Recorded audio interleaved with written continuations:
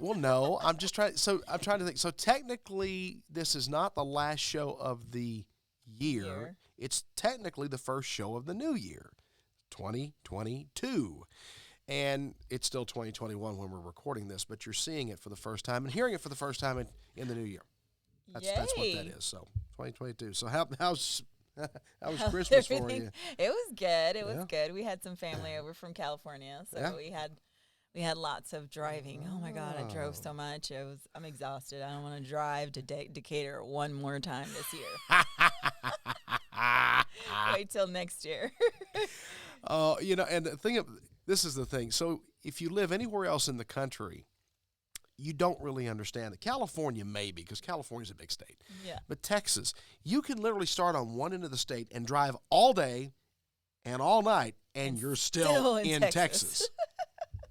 So getting from, Wichita Falls to Decatur is about an hour and 15 minutes maybe. Yeah, roughly. And if you do it enough, it starts to feel like 7 hours. I mean, it just does. It takes forever to get back. It doesn't take very long to get there. It just takes forever to get back because you want to go home, you want to get in your bed, and you're like... You're anxious, yeah. 30 minutes? Still 30 minutes? And there's places in West Texas where you can go where literally you drive for hours and hours and you don't see anything. Nothing. There's no houses. It's wide. It's God's country, and some people think he can keep it. It's just wide open. There's nothing there. Except for a bunch of cows, maybe. Maybe, you'll run over the occasional coyote or something, but there's really nothing else out there. And you drive forever, and then like you're making that trip to Lubbock, and all of a sudden you come over a hill, and there's wind farms everywhere. You see that. Or Electra, where there's all the what are those things called? The oil rigs? The pump jacks. Yeah, but there's some name that my kids call it all the time, and I can't remember what it is. But yeah. Now the ones that there's a lot of them out there that belong to the Wagner estate. Oh. They're the blue ones with the 3 backward D's on it. I'll remember that now. That's the W.T. Wagner estate. Yeah. Interesting. Yeah, and believe me, that oil has kept that place going for a long time. Yeah, you see it. You see it there all the time. I don't drive to Electra very often, but they had over 120 producing wells on that ranch at one time. Yeah, it's do the math on that. A whole farm worth of oil rigs. Yeah, well, the W.T. Wagner Ranch, it's one of the largest ranches in America. Wow. It's covered. I think it covers 6 counties in total. It touches 6 counties in total. Wow. In Texas. So. Not that that's really hard to do. No, it's not. It's not. But just it gives you some perspective on how big Texas. For those of you that don't live in Texas and don't travel in Texas much, it gives you some perspective on how big this state really is. And being a big state, we got a lot of real estate. Yeah. A lot of commercial real estate, a lot of farm and ranch real estate, a lot of residential real estate. And went horseback riding on Monday, and his land that he goes on is almost 1,000 acres. Really? Yeah. So we were just riding around on horses for about an hour. Oh, really? Okay. You got to see lots of God's country. You do that? You do that much on a horseback riding, or occasionally? Oh, okay. We did it. No, you weren't with us yet. I don't think, or maybe you didn't come. I did. I was with you, but I didn't make that particular engagement. Yeah. But I know the one you're talking about. Yeah. Yeah. No, I didn't make that one. Yeah. No. You start using muscles that you had no idea you even had. Yeah. You get off that get out of that saddle and you go, why does that hurt? Why can't I walk straight? Exactly. But you do it enough, and I used to do it a lot more when I was very young, but not so much now. But yeah. The glutamus maximus really hurt after about 30 minutes of riding. Yeah. That's your butt for those of you out in Electra. Yeah. That's anyway. I just trying to have a little fun, folks. Yeah, that's all. It's 2022. Just trying to have a little fun.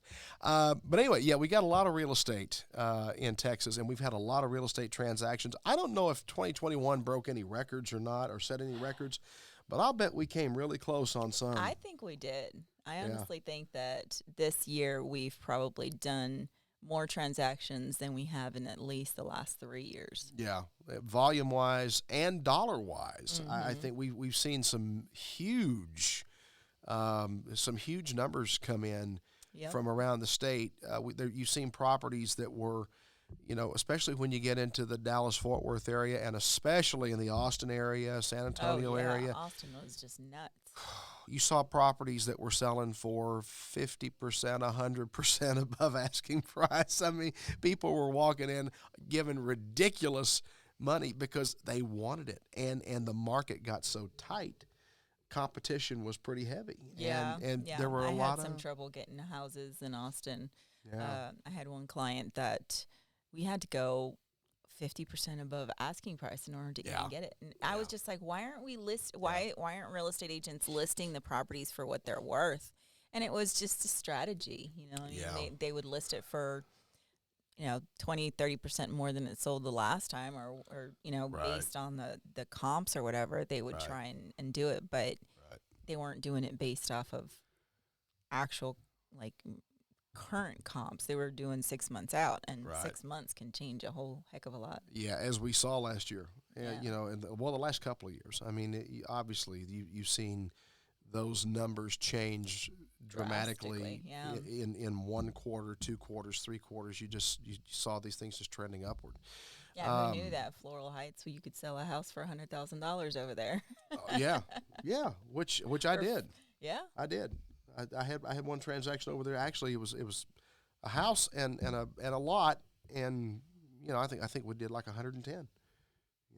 So this is an area of Wichita Falls that's older. 5 years ago you couldn't have done that.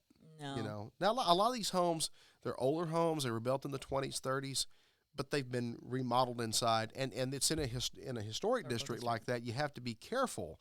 There's certain things you cannot do to the exterior of the home. You have to maintain some of that historical look. If it's in the historical district, there's a HOA that would probably dictate a lot of those rules and regulations. Yeah. I don't know that Wichita Falls is very strict on a lot of those rules, but it just really depends on who's enforcing it. Yeah, their HOA is voluntary. Yeah, so you don't have to be a member of it, but you can be, and it's cheap. It's like I think $50 a year or $100 a year. It's not much. Least, I don't think that it's very much. And we don't in Wichita Falls actually. We don't have a lot of HOAs. I mean, that's one of the things that makes it very easy for real estate agents, is that we don't have to deal with any of that stuff. I think there's only like 2 or 3 neighborhoods in Wichita Falls that are actually mandatory HOAs. Right.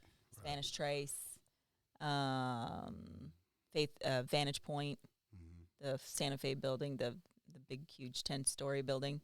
That's got a mandatory HOA. Condominium. Yeah, the condominiums. Yep. And there might be one other condo neighborhood in Wichita Falls, and I can't think of what it's called. I can't Picasso? either. Is it Picasso?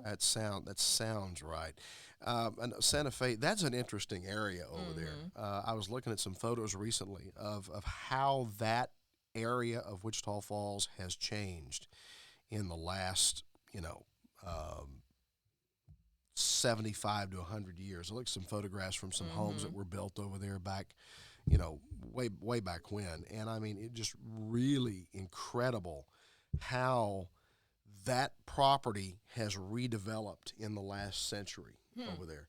Huge, massive, what today we would probably call mansions that were built over there, massive homes that for their time were beautiful and very ornate and spectacular homes that are gone now and have been replaced by apartments, condos, other homes, more modern homes. Oh, that one on Santa Fe. I think is it 21? 2001 Santa Fe. It's like the awesomest ugly home I've ever seen. There are some awesome properties over there, and that area is very historic and has there is a lot of interesting history behind some of those homes, especially as you get over like into Winona and that area. There's some very interesting history behind some of those homes when you really start to research it. And speaking of Wagner, actually, we went to go see the mansion, the Wagner Mansion over in Decatur. Oh, did you? Yeah. Yeah. It was spooky. Yeah. It was very spooky. Yeah. The strange. This is not even in Texas. The strangest mansion I've ever seen in my life was the Winchester Mansion. It's in San Jose, California. Oh, really? Yes, and it was built by the widow of the founder of the Winchester Firearms Manufacturing Company, and the story was that she left New England and went to California on the advice of a medium who told her she needed to flee the legacy or something. It's a long, lengthy story.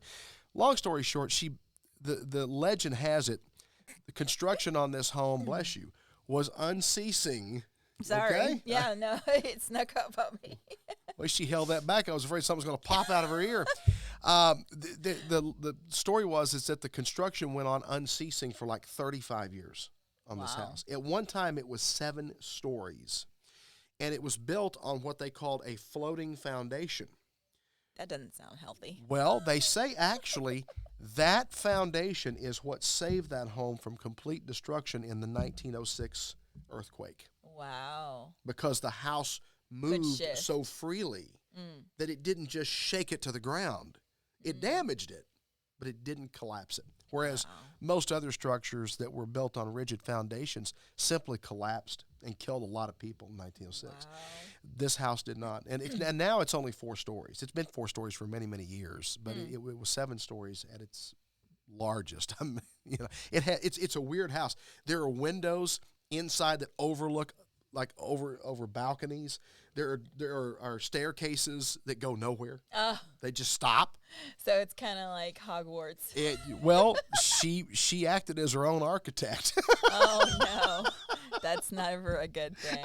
I mean, there's a reason you hire professionals when you're designing a home, selling a home, buying a home. There's a reason you hire professionals.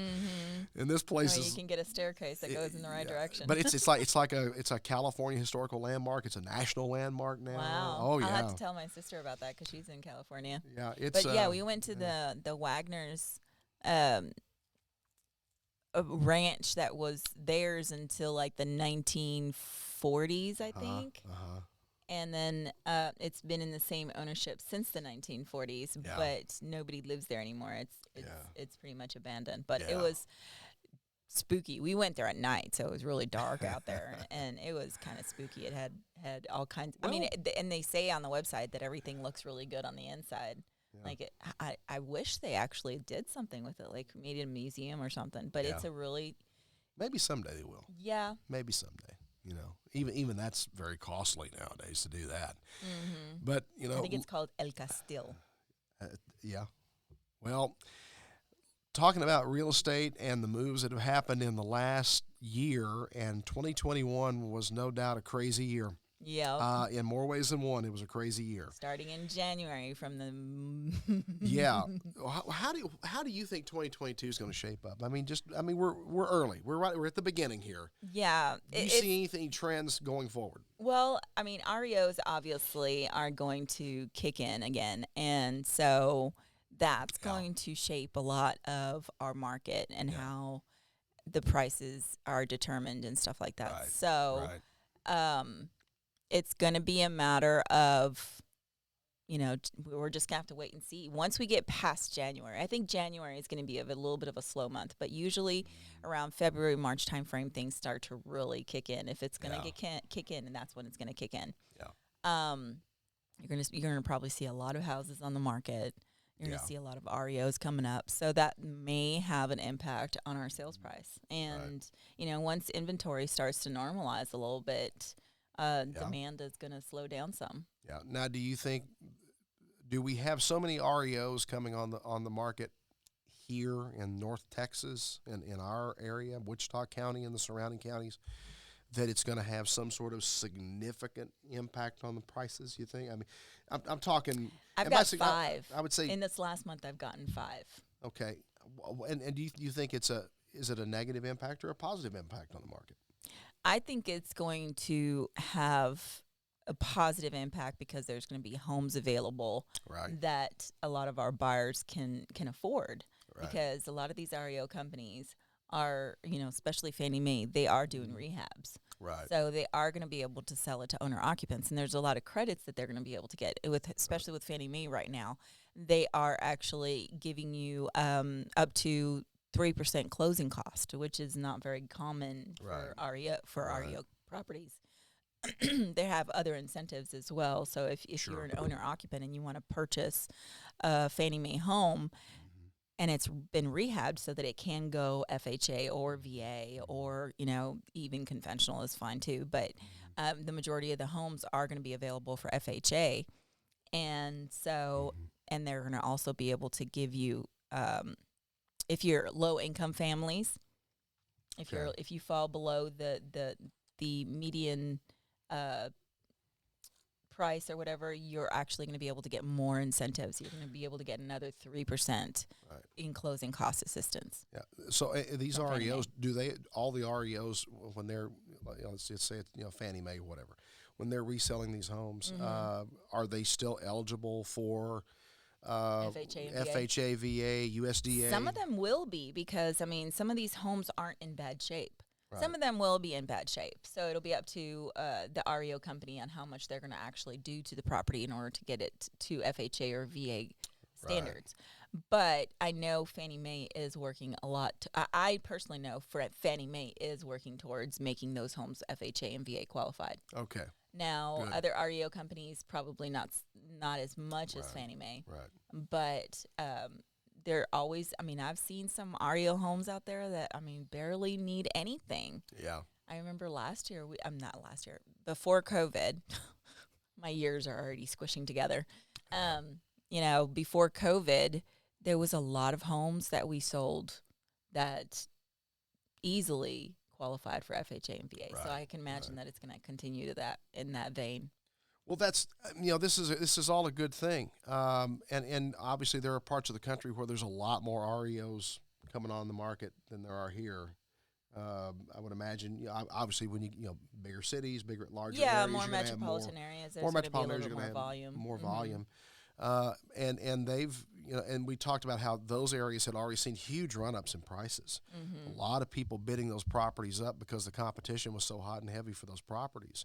Do you think maybe those REOs coming onto the market in those major metro areas, that kind of taps the brakes on that a little bit? It might. It just really depends on the volume and the quality of the homes. If the quality of homes that are coming on the market are going to be FHA or VA qualified, then that will have an impact on the market price. But if they're homes that are coming on the market, because whenever you do appraisers, whenever they do their price analysis, they don't take REOs into consideration. Those are not part of the standard market to determine the value. They don't use those to determine the value of the sales price, unless there's an abundance of REOs in that specific area, and that's all the comps that they can pull. Yeah. So that's really not going to determine. That's not really going to affect the market values as far as lenders are concerned. Yeah. So if 5 or 10% of the homes in that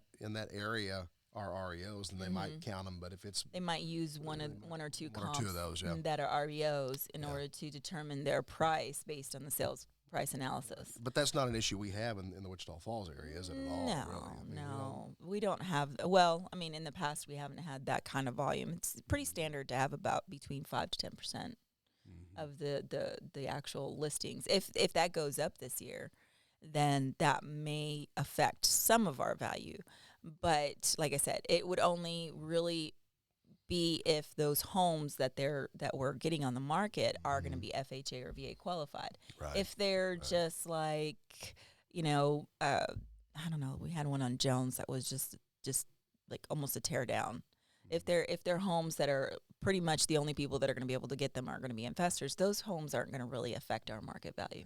Yeah, they're pretty much a non-issue in the because appraisers are not going to use it. Basically our market values are going to be driven a lot by the appraisals. Right. So if the appraisals start to be like, okay, so I have this house on the market and it's $190,000 that I'm listing it for, and the appraiser goes in and says, your house is only worth about $160,000, and so that's all they can sell it for, that may start to impact our perceived market values.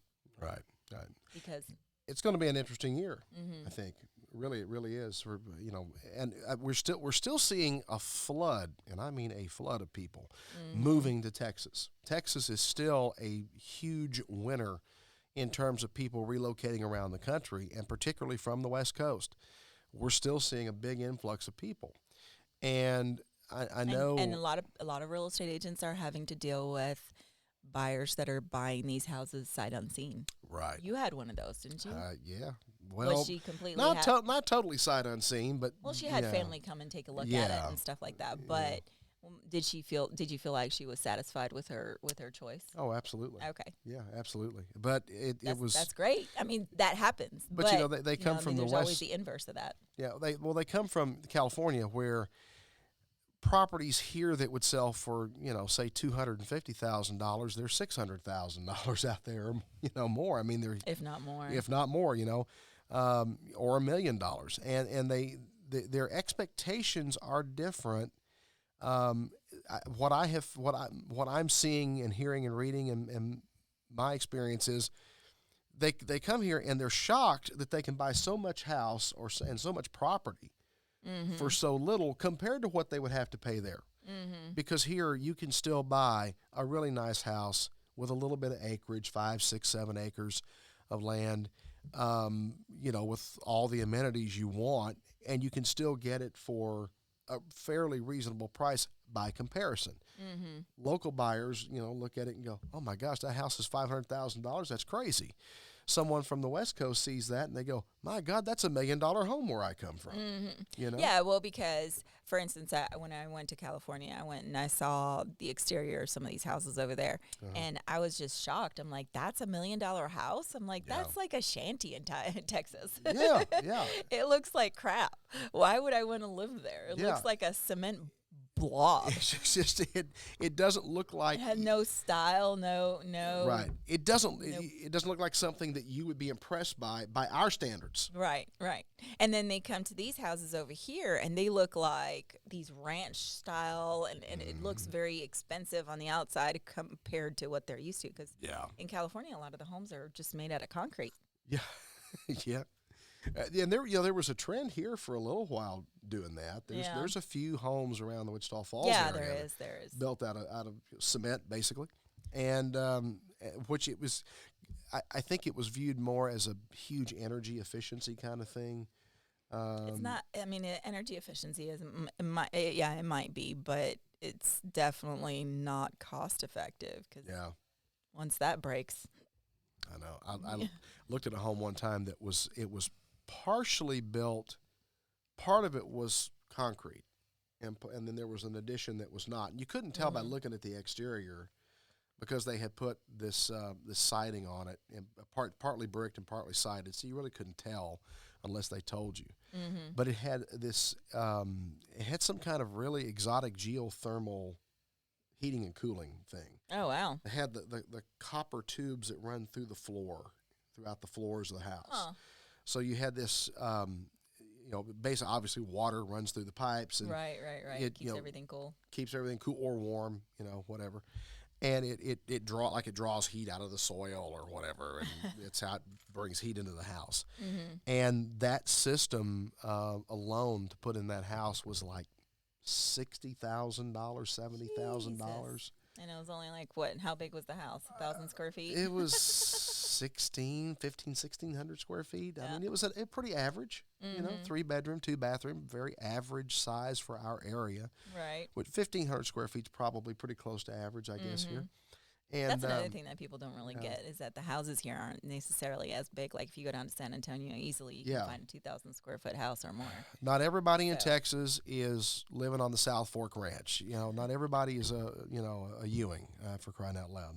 I only have 1,400 square feet in my house, and that's plenty for me. Yeah, mine's a little bigger, but it's like, at some point you have, like I've talked to a couple of people recently that are thinking about selling.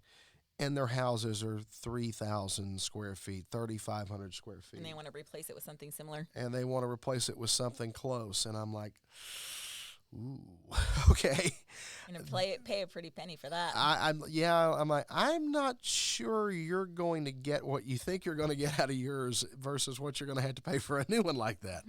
Nowadays, especially with the cost of cost of materials right now has gone back up again, y'all. It's wild. It is so frustrating. Well, and that's one of the things too. Real quick, I just want to build a house for less than $100,000, and I can't do it. Well, and that's something we should touch on here pretty in the last few minutes of the show is we probably are going to see. We've already seen some of the building costs normalize a little bit. For example, 7/16 OSB 4x8 sheets. OSB is oriented strand board.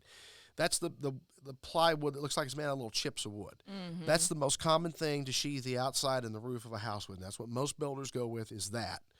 And the reason I think they had gone to that back in the day was cost. You could buy a 4x8 sheet of 7/16 OSB for somewhere around $8 a sheet, $9 a sheet. Sometimes you even found it for $7 or even under $7. It went up to $51 or $52 a sheet for a little while. It's down now. The last time I looked, retail on it is about $27 a sheet now.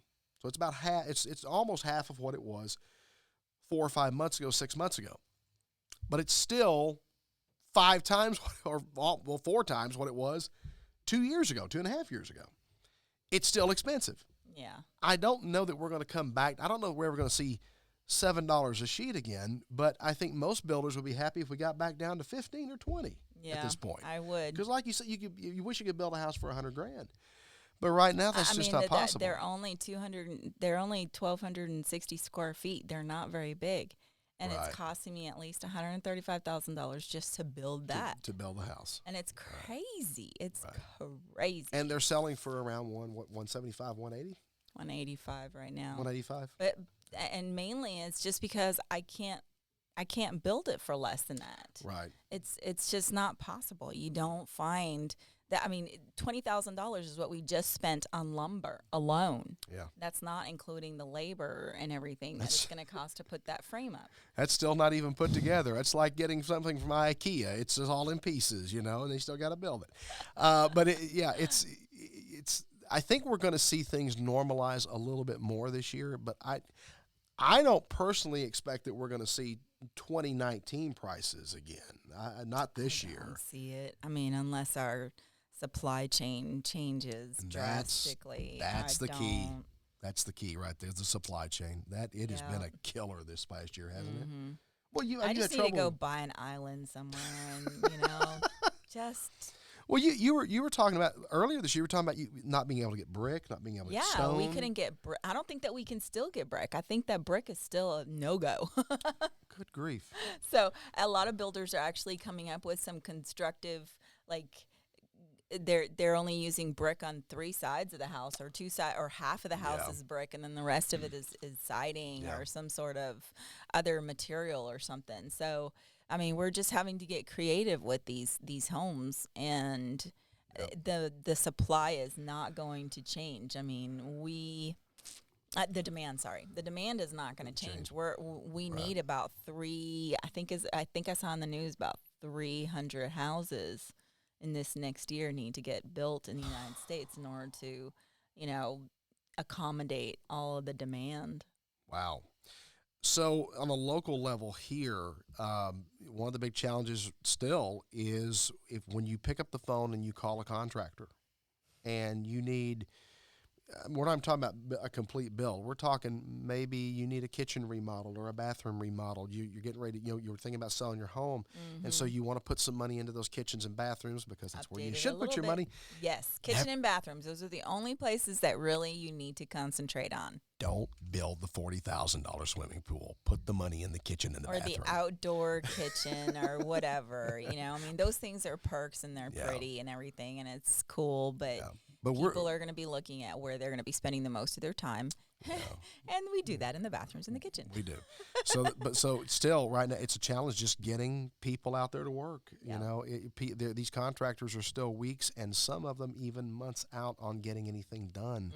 So unless you're lucky like me and I just know a lot of people. Well, if you know the right people. But for the average person, you pick up the phone, you call somebody, and they'll tell you, I'm 6 weeks out, I'm 2 months out, I'm 3 months out. It's not going to happen instantly, and I don't think that's going to change much this year. I think we're still going to see contractors as busy as they've ever been Probably more busy. Maybe so. Well, especially because they've got so much backlog right now at this point. And they're going through the same thing with hiring that everybody else is. They can't get enough help, and that hampers them as well in terms of getting the job done. It's So going to be a hurry up and wait situation. Well, listen, we're out of time. If you're looking to buy or sell a home, give us a call. I'd love to hear from you. I'm Mike Hendren. I'm a licensed real estate agent with Strategic Realty here in Wichita Falls, Texas, 940-232-3876. That's my cell number. Call me directly.